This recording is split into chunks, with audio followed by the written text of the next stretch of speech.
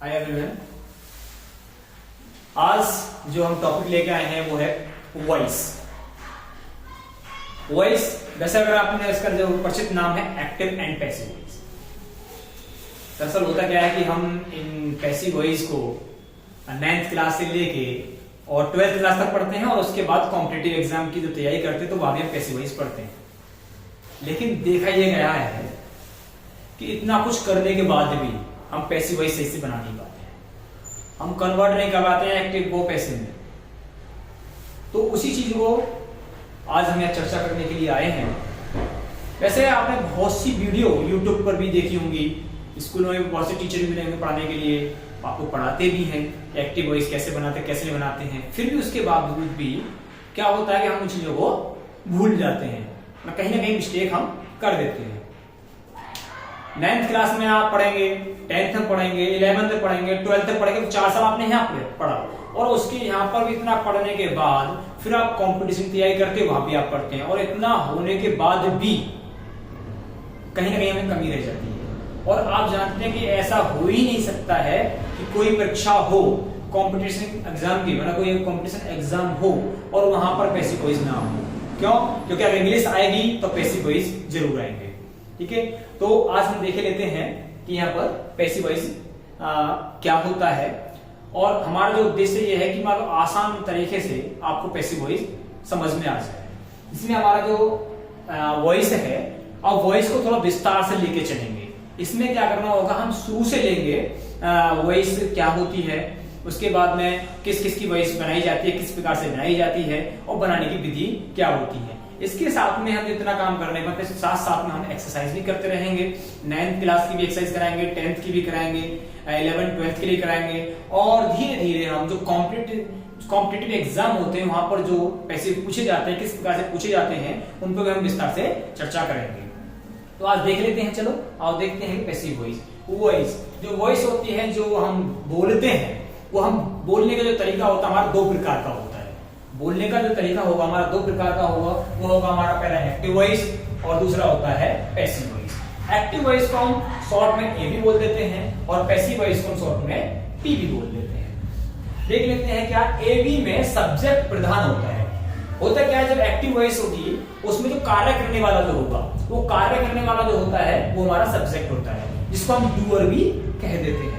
यहाँ पे देखते हैं कि एक्टिव वॉइस में क्या होगा, हमारा सब्जेक्ट प्रधान होगा। लेकिन यहीं पर अगर अपोजिट देखते हैं तो पी में हमारा ऑब्जेक्ट प्रधान हो जाता है। कहने का अर्थ यह हुआ कि यहाँ पर जो कार्य करने वाला होता है उसका उतना महत्व नहीं होता है जितने की जो कार्य हो रहा है उस चीज का ज्यादा महत्व बढ़ जाता है। एग्जाम्पल इस तरह समझने का प्रयास करते हैं, जैसे राजू राइट्स अ लेटर।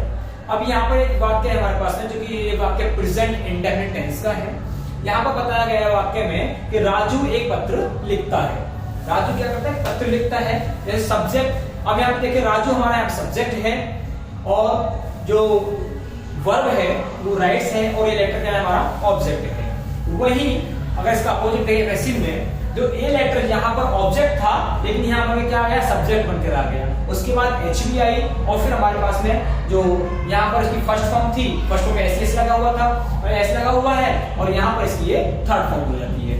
और वाई राजू, यहाँ पर सब्जेक्ट है लेकिन ऑब्जेक्ट ऑफ ए बी और इज हेल्पिंग वर्ब है और रिटन क्या है, हमारा मैन की थर्ड फॉर्म। और वाई क्या है, प्रीपोजिशन है और हमारा राजू यहाँ क्या है, ऑब्जेक्ट काम कर रहा है और ऑब्जेक्ट काम कर रहा है जो कि सब्जेक्ट ऑफ ए बी है।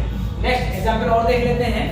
यहाँ पर हमारा ही सम अ सॉन्ग। अब यहाँ पर जो सब्जेक्ट है वो हमारा क्या है, ही है और सम क्या है, वर्ब है और यहाँ पर सॉन्ग, ये सॉन्ग क्या हो गया, यहाँ पर ऑब्जेक्ट हो गया। जब इसका पैसिव बनता है तो ये देखते हैं कि जो यहाँ पर जो ऑब्जेक्ट था वो यहाँ आकर क्या बन गया, सब्जेक्ट बन गया। ऐसे यहाँ देखा हमने, यहाँ जो ऑब्जेक्ट था वो यहाँ पे क्या बन गया, सब्जेक्ट बन गया। अब यहाँ यह ऑब्जेक्ट क्या था, सब्जेक्ट बन गया। अब a song was sung by him. अब यहाँ पर हमारी क्या है, एच हो गई और ये मैन की थर्ड फॉर्म हो गई, वाई आगे फिर हमारा हिम आ गया। वही सब्जेक्ट क्या है, हमारा ऑब्जेक्ट ऑफ ए बी, क्योंकि यहाँ पर ऑब्जेक्ट है ये और यहाँ पर क्या बन गया, सब्जेक्ट बन गया। ये ऑब्जेक्ट क्या है, सब्जेक्ट ऑफ ए बी, क्योंकि हिम किसके लिए आया है, वो इसके लिए आया है। यहाँ पर ये इसका हमने कन्वर्ट किया ऑब्जेक्ट में और उसको यहाँ पर हमने यूज कर दिया। एक एग्जांपल और देखते हैं, जैसे आई नो यू। अब आई नो यू, मैं तुम्हें जानता हूं। अब यहाँ पर क्या है हमारा, ये हमारा सब्जेक्ट है और यहाँ हमारा ऑब्जेक्ट है, बाकी हमारी ये वर्ब है। वही प्रक्रिया यहाँ रहेगी। यहाँ पर हमने क्या किया, इसी ऑब्जेक्ट को यहाँ पर क्या बना दिया, सब्जेक्ट बना दिया, और जो यहाँ पर जो सब्जेक्ट था इसको हमने क्या बना दिया, यहाँ पर ऑब्जेक्ट बना दिया। जो हमारी वर्ब थी और वर्ब हमारे पास में गुण आ गई, लेकिन उससे पहले हमने क्या लगा दिया, यहाँ पर एक एच भी लगा दिया। अब देखें, एक थोड़ा परिवर्तन देखा होगा शायद आपने कि यहाँ पर वाई लगी हुई है, यहाँ भी वाई लगी हुई है, लेकिन यहाँ पे क्या है, यहाँ टू हो गया। इसमें घबराने वाली बात कोई नहीं है।